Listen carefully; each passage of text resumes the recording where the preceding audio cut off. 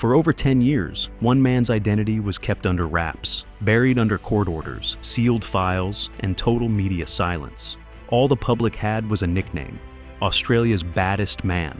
No photos, no trial coverage, just whispers, stories of daylight robberies with armored trucks, penthouses hiding military-grade weapons, and millions in stolen cash that simply vanished. Now, the mask is off. His name? Reynolds Glover. But this isn't just your average crime story.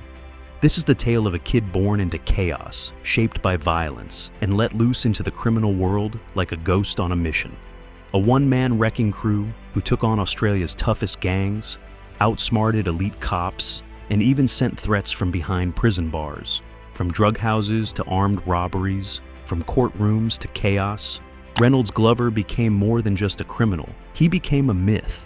But myths are made of secrets, and secrets, they never stay hidden forever. The rise of Reynolds Glover. Reynolds didn't grow up by Sydney's shiny skyscrapers or fancy harbour views. He came from the gritty streets of Marrickville in the rougher inner west. Raised by a single mom trying her best, life didn't exactly roll out a red carpet for him, not even close. In that part of town, second chances were rare. First chances were even rarer. Trouble didn't just follow Reynolds, it found him. As a kid, he ended up at D Olig Hills, a school for kids with emotional and behavioural issues. But it wasn't exactly a place for healing. It was more like a boot camp for surviving the streets. By the age of 12, Glover wasn't just skipping class or stealing bikes. He was standing trial for murder. In 1999, Reynolds and two other teens broke into the home of 56-year-old Ralph Terrence Mason. What started off as a robbery quickly spiraled into something far worse. Mason was beaten and stabbed to death. Reynolds was arrested and charged with murder. He was just a kid. And yet, he spent 176 days locked up waiting for trial. But the case was shaky, the evidence was thin, the facts were all over the place. In the end, the murder charge didn't hold. Glover pleaded guilty to robbery and walked with a suspended 2-year sentence. That moment was the system's shot at changing his path. Instead, it became his first lesson in how to play the game, bend the rules, dodge the charges, and get sharper for next time. He hadn't earned the title Australia's baddest man yet, but the spark was lit, and the countdown had begun. Sledgehammers, heists, and a new kind of crew. By 2005, Glover wasn't just a name in the juvenile system anymore. He was hitting the front pages. And he did it in style. In a scene straight out of a Hollywood film, he stormed a Bendigo bank in Randwick with a sledgehammer, smashing his way in like a man on a mission. Just 6 weeks later, he upped the ante, this time targeting the Hunter Hill Hotel in a late-night armed robbery. Glover walked in, cool, calm, and carrying a gun. But it didn't last. He was caught, convicted, and locked up again. Thing is, prison didn't crush Glover. It sharpened him. While inside, he made connections, earned some street credit, and came out in 2008 colder, smarter, and with a plan. He built a crew, young, bold, and dangerous. These weren't small-time crooks. They were soldiers in Glover's personal war. Their jobs were high risk, high reward. Their tactics were sharp, fast, and almost military. And Sydney, it started to notice. Their calling card, piles of stolen cash, shattered glass, and the smell of gunpowder. Reynolds Glover wasn't just back. He was just getting started. With the crew ready and the stakes higher than ever, their next move wasn't just daring, it made history. Up next, Sydney under siege. The cash van crime wave begins, and Reynolds Glover takes center stage in a string of robberies that would rattle Australia for years to come. The cash van heists back in early 2009, Sydney wasn't making headlines over politics or protests. Instead, it was a wave of slick, high-stakes robberies that had the whole city talking, and the cops completely stumped. It kicked off on April 20th. The target, the Lane Cove Chubb base, a heavily guarded cash depot thought to be completely secure, but Glover's crew didn't get the memo. They scaled the fence, hid among the boxes, and waited. As the delivery truck rolled in for its daily run, they made their move. Guns drawn, they forced the driver to slam the truck straight through the security gates. On the other side, a stolen Audi, engine running, waiting to whisk them away, and just like that, gone. They vanished in minutes with more than $2 million. By the time the police got there, there wasn't a trace. But what the crew hadn't counted on was Wayne Geddes, a maintenance worker cleaning a car park in South Sydney. He spotted 4 bits of paper on the ground, just regular dockets stamped with the Chubb logo. Seemed harmless, until he saw the news the next day. That's when he handed them to the cops. Those 4 scraps, they were the first domino. As soon as detectives started pulling at that thread, the whole operation began to wobble. Still, the crew wasn't finished, not even close. On May 25th, they struck again, and this time they went big. At 8:30 a.m., they drove a stolen BMW right through the front gate of Cranbrook School, one of the most elite schools in the city. Then they waited for nearly 2 hours. At 11 a.m., when the armored truck finally rolled in, the robbers pounced, guns out, shouting commands. Teachers and students watched in shock from classroom windows. But the truck's security systems kicked in. Doors stayed locked. The job was a bust. The crew fled, managing to grab just $3,000. Sirens were closing in as they sped away.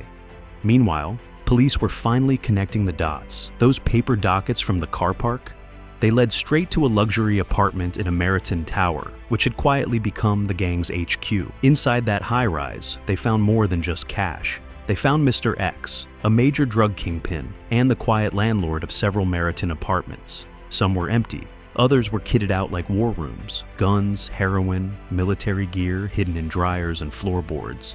The place looked like a boutique hotel if the guests were armed to the teeth. Every bit of it pointed back to one name, Reynolds Glover. He wasn't just a rumor anymore. He was the center of a full-blown manhunt. While police hunted him, Glover was living like a king. Waterfront penthouse, bags of cash, a girlfriend flown in from the States. His enemies either bought off or shut up. But in the end, his downfall didn't come from a shootout or a betrayal.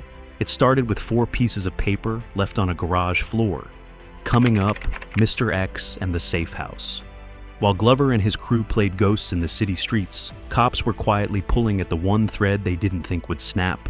Mr. X, dealer, kingpin, master of the shadows. Mr. X wasn't just shifting heroin by the kilo, he was also the quiet force behind several Meriton apartments. He kept some empty, turning them into makeshift fortresses for Glover's gang. Behind those doors, explosives, guns, bulletproof vests, drugs tucked into washing machines and stuffed under floorboards. It looked like Airbnb, but with silencers and Semtex instead of towels and coffee pods. On July 30th, 2009, police finally made their move. They raided one of the safe houses and hit the jackpot. Not just drugs, but hard evidence. Leads, clues, cash, and the beginning of the end, the informant and the raid. Everything was finally coming together. Stolen dockets, clothes, even getaway cars, all traced back to one place, Mr. X's slick little empire of secrets and silence. But when things started heating up, Mr. X bolted. The only problem, he didn't get far. On August 11th, police caught up with him.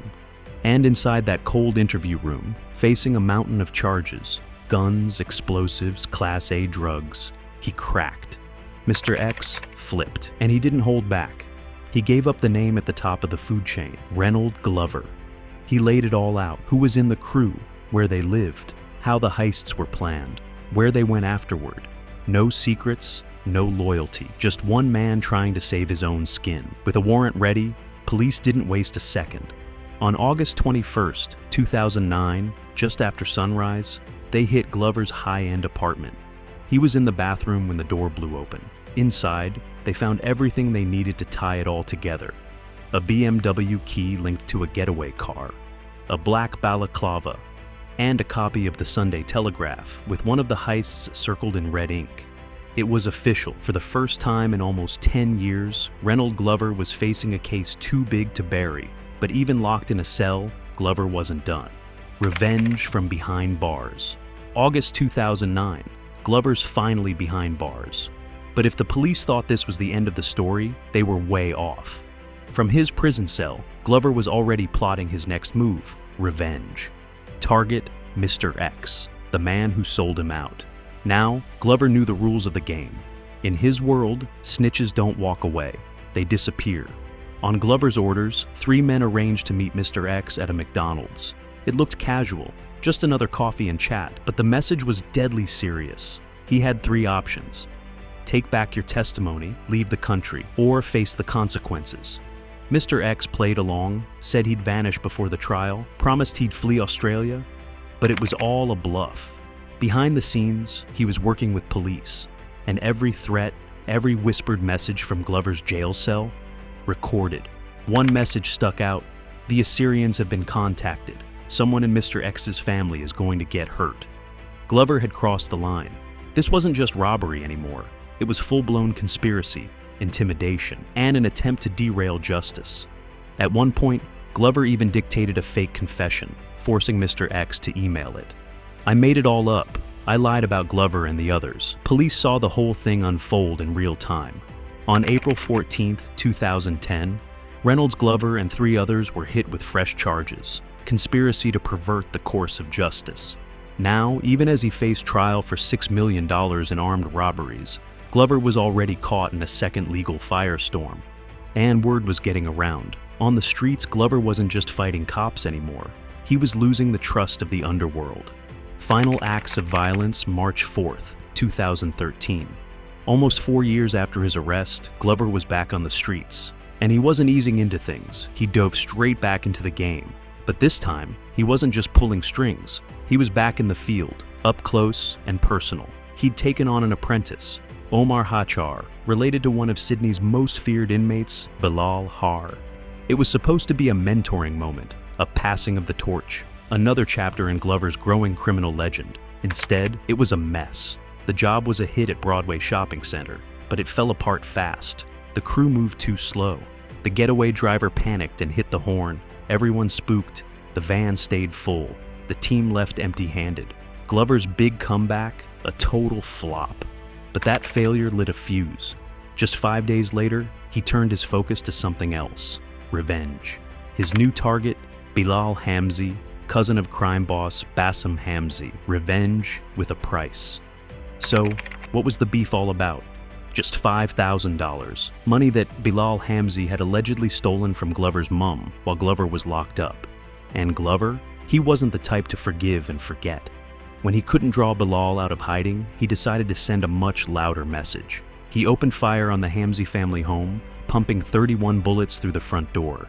On the other side, Maha Hamzi, Bilal's aunt. She was hit 8 times: legs, pelvis, femur. Somehow, she survived. Barely. The very next day, cocky as ever, Glover paid a visit to Bilal Har in Lithgow prison and started bragging about the shooting. What he didn't realize? Every word was recorded. Every movement was caught on camera. Any bloke that was there, 10 of them, knocking every single one off. Glover was practically narrating his own downfall. On March 10th, 2013, at 10:05 p.m., police arrested him at his mum's house. A Glock pistol was stashed nearby. This wasn't just another arrest. This was attempted murder, and the case against him was airtight. With all the recordings, the motive, the bragging, the walls had finally closed in. Conviction and legacy. October 28, 2014. After years of cat-and-mouse games with the justice system, the verdict landed. Reynold Glover was found guilty of shooting with intent to murder. Judge Penny Hawk didn't hold back. You showed no regard for life. You acted with calculated malice. The sentence? 21 years and 6 months behind bars. He'd have to serve at least 16 years before he could even think about parole. But it wasn't over yet. On July 10, 2015, Glover got another 4 years tacked on for threatening Mr. X. One last blow from a scheme he'd tried to run from inside prison. Still, he kept trying to wiggle out. Glover appealed the convictions, searching for a loophole. But on March 31, 2017, the NS Court of Criminal Appeal slammed the door shut.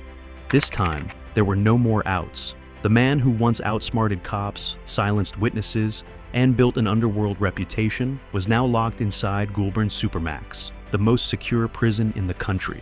Then, in July 2023, Glover finally gave up the last piece. He pleaded guilty to the Broadway armed robbery, a case that had dragged on for over a decade. His sentencing resumed in November 2023, the final scene in a long, violent saga. No more fake names, no more courtroom twists, no more second chances. Reynold Glover always wanted to be untouchable, and for a while, he almost was. But even legends fall, not always in a blaze of glory. Sometimes it's with a recorded phone call, a courtroom whisper, or the heavy clang of a prison door slamming shut. Australia's baddest man? Not anymore. Now, he's just another inmate with a number, serving out the rest of his days in silence. If you want more raw, real stories from the shadows, don't forget to like and subscribe